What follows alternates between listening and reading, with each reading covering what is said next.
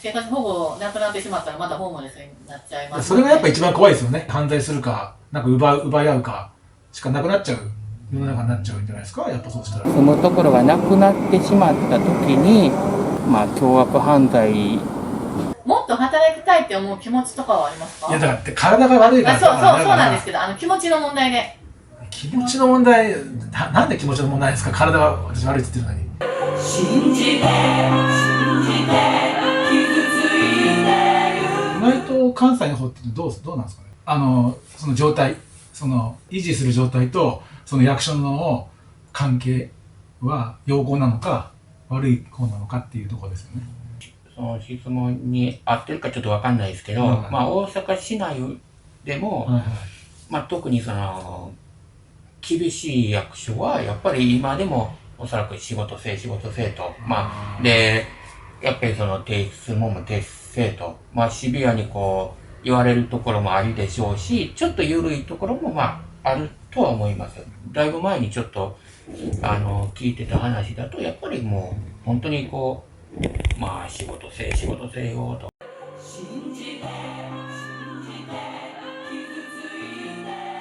でもそれってやっぱそれは全国でやっぱあることですよ。結構頭ごなしに言ってくる人とか、そうなんですね。いましたよ、そういう人も。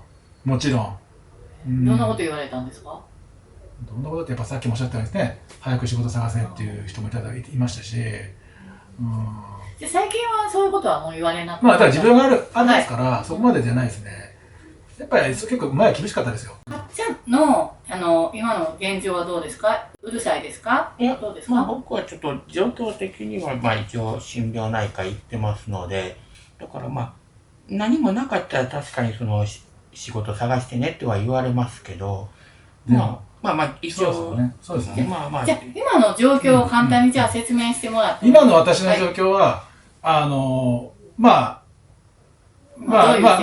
直言うと、福祉にちょっとお世話になってまして、で、やっぱり最初の頃はもう仕事探せと、もう常にずーっと感じだったんですよ。ずーっと。でも自分の場合は、なんだかんだ言って、わかるか知らないですけど、生活保護の法の中に、働いて OK っていう場合があるんですよ。働いた場合は、いくらか引かれるって減額されるっていう制度があるんですよ。それを私ちょこちょこやってたんで、その間に自分持病が悪化しちゃったんで、もうやっぱり厳しいねってことで、向こうもそんなに今はガンガン言ってます。でもたまにも私も仕事、やってるんで少し、ちょこちょこっとしたやつやってるんで、それであんまり最近はそこまで。何歳から生活保護受ける？生活保護も数年ですね。年齢はちょっとダメです言わないですけど。何がきっかけで？親と割合が仲が良くなくて、あっちこっち派遣の仕事とか、ちょこちょこやってたりとかして、親との割合がなくて、でその間に、親父の方がちょっと亡くなっちゃったっていうのを聞いて、で、母親もちょっと今は、ちょっと面倒見れないっていうことになってきちゃってるんで、それでっていう感じですかね。じゃあ、親の扶養の中に入っていたって感じですか？そうですね。でも親父亡くなっちゃってるんで、で、母親も要するにあんたは面倒見れないってことで、ダメですってことで、もうそんな感じですね。だからもう要するに私もホームレスになる手前ぐらいまでなったこともあるんで。今じゃあ、一日の生活をどんな感じで過ごしてるんですか？一日の生活リズム。はい。だから、仕事があるときは。仕事は月に何日ぐらいしてるんですか？そんな、だから月に自分で決められるんで、やろうかなと思っていけるんで、その仕事入って、大体何日ぐらい？大体何日って言われてもな、それはちょこちょこ入ってますよ、そこは。そんな多く入ってないです。3日とかですか？2日とかですね。2日とかで、そこでちょこちょこっと入ったりとかして、自分でやれる範囲のことをやってるって形ですよね。仕事してない日はどんな風に過ごしてるんですか？そういう時にない時は、だから、買い物行ったりとか、それ普通の日常的なことですよね。日常のことですよ、そこは普通に。例えば趣味があったりとか、交流とか。交流もないんでね、自分も。だから自分持病があるんで、はい、それは困ったなって感じですよね。やっぱり。持病があるんで。もう薬を飲まなくちゃいけないんですよ、常に。ずーっともこれは。毎日。毎日。はい。これがまあですね。それはどんな持病ですか？これ言っていいのかな、今、亡くなった、安倍総理。あれと同じ病気です。潰瘍性大腸炎。クローン病ですね。あれと同じ難病なんで、はい、もう治らないです。薬飲み続けないと。薬を飲んでいたら元気。そうそう。それで、要するに維持できるってです。はいはい。維持が良くな、この維持ができるからですね。あとはこの指ですね。変形性関節症っていう指が、もう曲がっちゃって、骨がもう、これも、今度手術するっていう形で、ここの指に関しては。そうなんですね。第一関節ですね。もう曲がっちゃって、骨が。今度ちょっともしかしたら手術するっていうことで、もう手術しても結構厳しいですよね。固めちゃうんですよね、ボルトで。中入れて、ワイヤーで。中にボルト入れて固めちゃうんで、曲げ下げがもうできなくなってわけですね。どちらにしても厳しい。もっと働きたいって思う気持ちとかはありますか？いや、だから体が悪いから。そうなんですけど、気持ちの問題で。気持ちの問題、なんで気持ちの問題ですか？体が私悪いって言ってるのに。意味がわかんないです。どうですかね、話。それはちょっと無理かな。月2回はでも働けるって感じですね。病気になった人の当事者じゃないと、その気持ちはわからない。分かってます。そこは。月2回はどうしてじゃあ働こうと思うんですか？それは、やっぱり、私の考えですけど、やっぱり、お世話になってるじゃないですか。政府に。ね。そういうのってちょっと考えたときに、これはやっぱちょっと少しちょっとダメじゃないかなっていうのも少しあるんですよ。いくら病気が多少あったとかでも、仕事が少しあるんだったら、じゃあちょっとやらなくちゃいけないんじゃないかっていうその気持ちの問題ですよ、はっきり言ってそこは。それはちょっと自分はあるかなっていう感じですよね。やっぱり無理してちょっとやってるって感じですか？それは少しありますよ。もちろん。このままじゃあ生活保護を続けていこうっていう感じですか？それともでも厳しいっすよね。だって何が厳しいでしょうか？何があってだから持病があるから。生活保護をやめるのが厳しいってことですね。そう。それはやっぱ正直言ってね、慣れるぐらいだったら、それはやっぱ、あんまりそれは自分の中ですけど、それはやっぱり受けたくはないっていうのが本心だと思いますよ、それは。それはどうしてですか？受けたくないっていうのは。いや、それはやっぱりね、これ言葉に出したくないところもあるし、やっぱりそれはね、皆さん、これはね、いろいろあると思うんで、考え方いろいろあると思いますけどね、そこは。それはちょっとあんまり言えないかなって思いますけどね。でも、2人とも今はもう全然問題なく過ごせてるっていう感じなんですかね。でもこの先ね、それってどうなってるか分かんないですよね。もしかしたらっていうこともありますしね、そこは。もしかしたら何が？いや、何がって、だからこのままだからこの制度がね、あるかないかってそれ分かんないじゃないですか。この先のことで考えた時にね。それがちょっと心配。この制度がなくなったり、減額されたりするのが心配です。でも実際あちこちで裁判やってますもんね。減額のね、なんかその訴訟みたいなのあるじゃないですか。なんかそういうの結構あちこちやられてるじゃないですか。あちこちでなんか下げられたかなんだこうだって実際あるじゃないですか。実際問題。まあでもなんか、一部政治家さんが言うには、ベーシックインカムをなんか導入するっていう話が出てますよね。だから全体的に全員になんかいくらお金を配って、なんかそれをなんかやるっていうふうなもう考えてるって言ってましたけどね。誰かちょっと覚えてませんけど。まあでもやっぱりねえ、いろいろとそれはやっぱありますよね。そういう事情がここその一人一人のその事情ってやっぱあるじゃないですか。それはやっぱあると思いますね。例えばどんな事情がありますか？さっきお話したじゃないですか。さっきお話したじゃないですか。持病ですか？そう。この方もそうですよね。通院してるってさっきおっしゃったじゃないですか。その精神の関係で通院してるっておっしゃったでしょ。だから。ホームですごいね、長くしてありましたからね。本当に。生活保護なくなってしまったらまたホームレスになっちゃいます、それがやっぱ一番怖いですよね。一番そうですよね。やっぱ一番の怖いところですね。やっぱそこは。だから結局そうなっちゃうと、溢れちゃうんですよ、今度。そういう方が。世の中にたくさん。そしたら、もう、それこそ困っちゃうですよね。もう、犯罪するか、下手する、ね、変な話で犯罪するか、なんか奪い合うか、しかなくなっちゃう世の中になっちゃうんじゃないですか、やっぱそうしたら。最近犯罪したいと思うんですか？いや、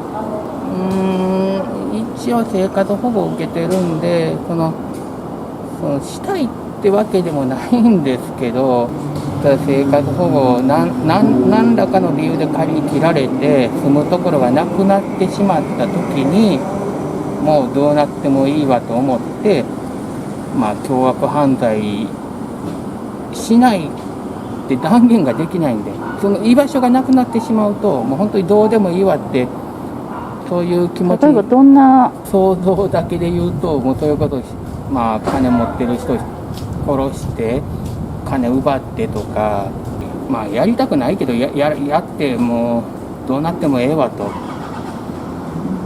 そういうことも考えてはいました。なんやろ、もうこの街最高みたいな。もう無敵やから、全員社会保障ちゃんとみんな受けてるから、言うたら福祉？そう全然受けていいんですよ。ほんならもう悪いことせんでも済むし、飯も食えるし、医療費もタダやし。どうですか、じゃあ今の生活保護は訴えたいこととか。どうなんですかねっていう感じですかね。別に不自由ないですし、別にそこは別に何も特にないですよね。不便なこととかはありますか？不便ないですよね、別に。今一番楽しいこととかは何ですか？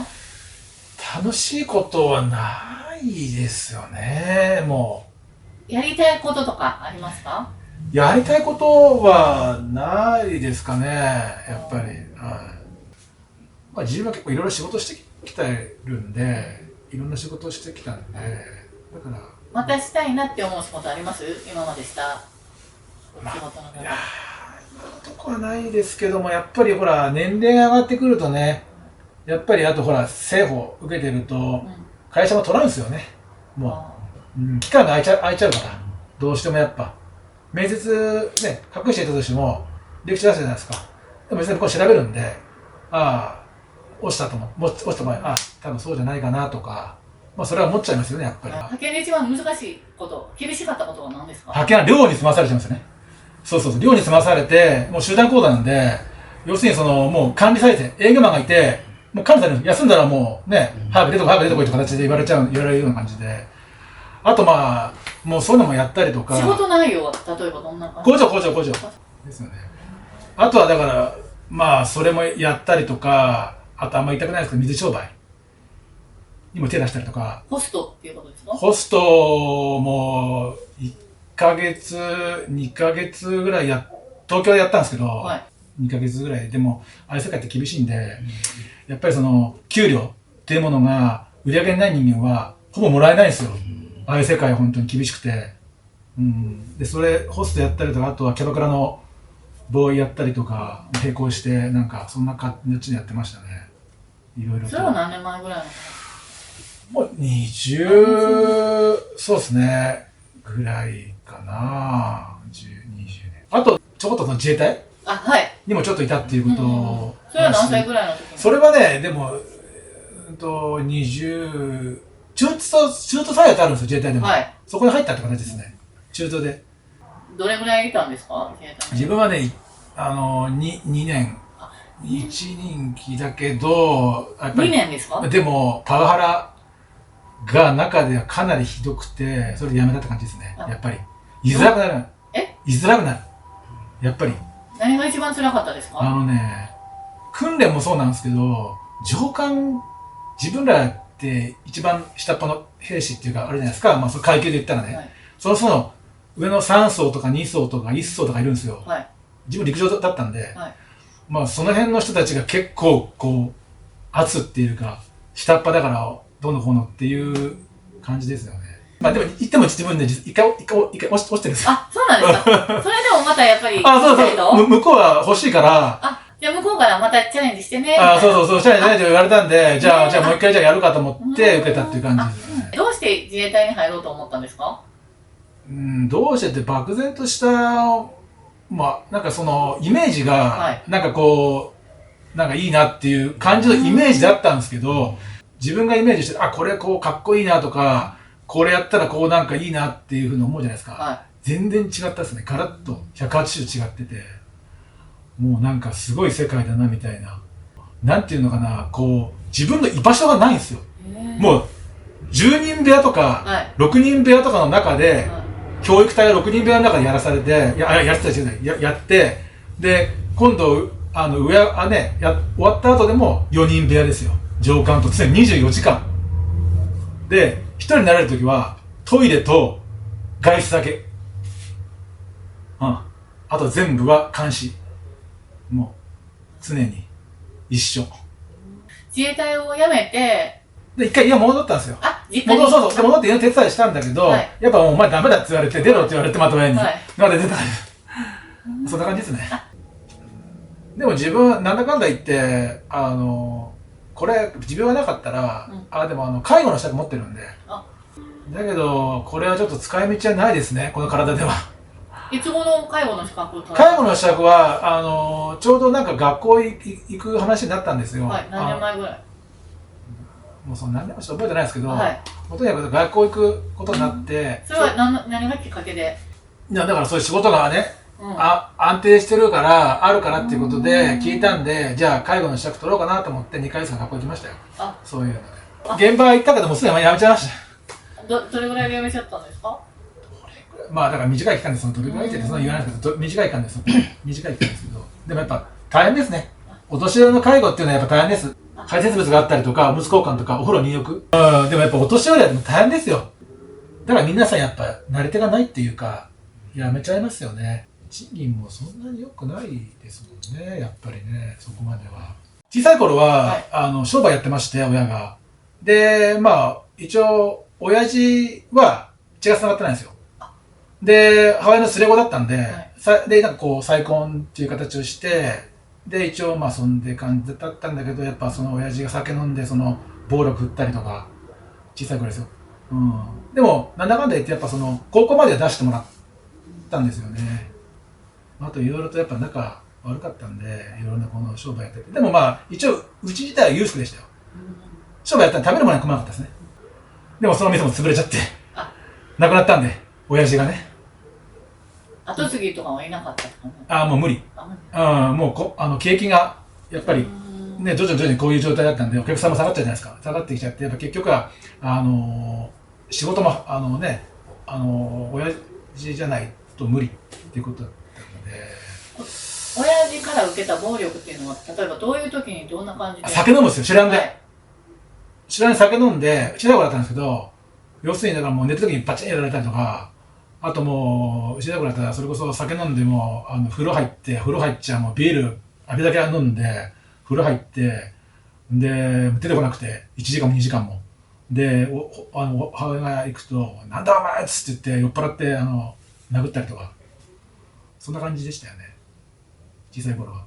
まあでも、なんだかんだ言ってでも、それ数年経ってから、意外とこう、なんか徐々にこう、親父も気づいてって直していくっていう形になってきたんで、もうそういった母親もだんだんこう、お話しなかったらしますよみたいなこと言ってたりと、うちは出るよっていうようなことを言ってて、お商売やってたんで、出られちゃって怖いじゃないですか。手が、ほら、人手がいないからね。人手がいないから、もう出られちゃうと困るじゃないですか。もうね、商売続けなくなっちゃうからね、人手がなかったら、だから雇うしかなくなっちゃうんで、続けるためには。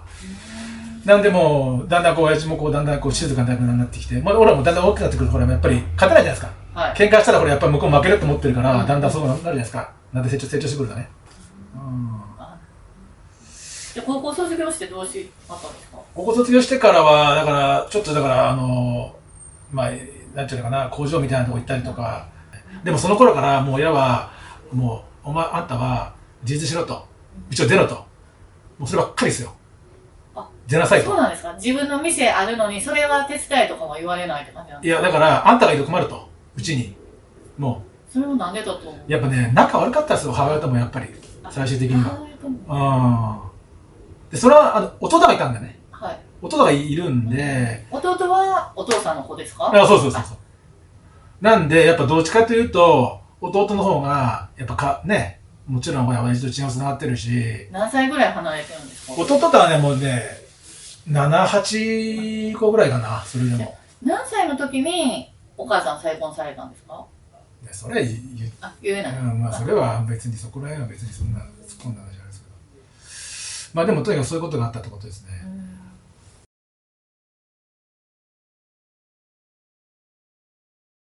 俺がだからもう西成離れてもう4年になるんだろうけど、結局生活をね変えるとかそんな意思が一個もないし、全く変わる気ない。